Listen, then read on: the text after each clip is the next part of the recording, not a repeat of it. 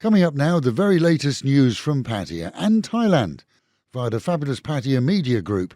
Please like and subscribe. It helps us and it helps you too. The fragile border truce between Thailand and Cambodian forces survived the night with just a few minor skirmishes which, we're told, were cut short by the order of senior military figures. A spate of handgun fire and grenade throwing just after midnight from the Cambodian side at one point, and reports of increasing troop movements at certain points on their side, along with other minor occurrences, were all quickly extinguished, and those were all duly reported and recorded. This amid plans for the defence ministries from both sides, being due to meet on Monday, and the current truce instigated by the senior generals on both sides, who met after the failed truce of the previous day, actually appearing to succeed.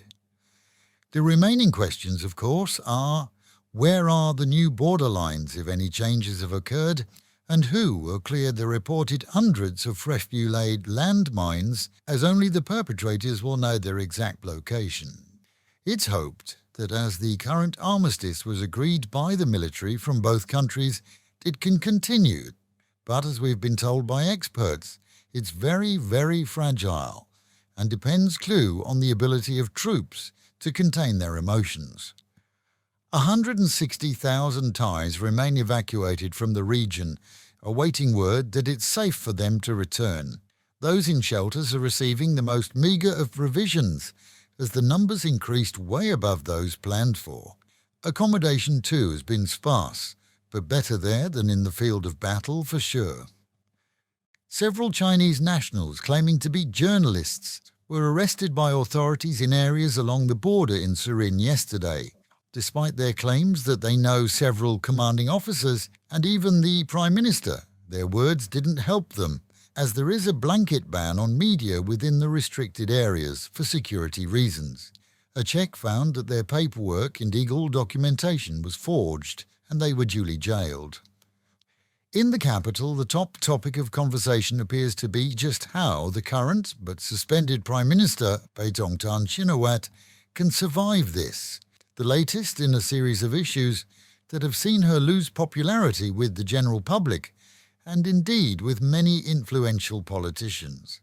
Her father, though, remains a powerhouse of political opinion and influence too, and that situation is mirrored in Cambodia, where the Hun Sen clan also has major issues with the populace.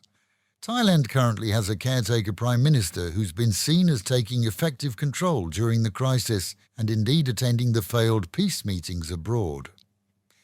Meanwhile at home, and in Pattaya, as in the capital, many entertainment venues turned on decorative outdoor projectors to brighten their fronts with the colours of the Thai flag in support of their own troops.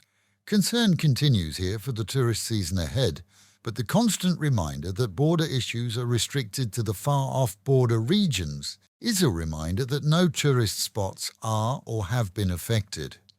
Business owners who rely on tourism as opposed to the expat community are, we're told, in for a rough ride during this extremely low season. But for those whose custom is more of the expat type, it's business as usual for sure.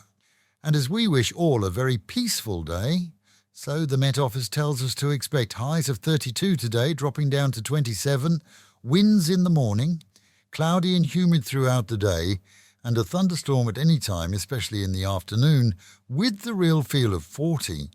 Local and national news today from Fabulous 103 FM and Fabulous Pattaya Media Group. And to get a notification every time we release another bulletin or program, like and subscribe to our channel, Fabulous Pattaya Media Group, by using the link below.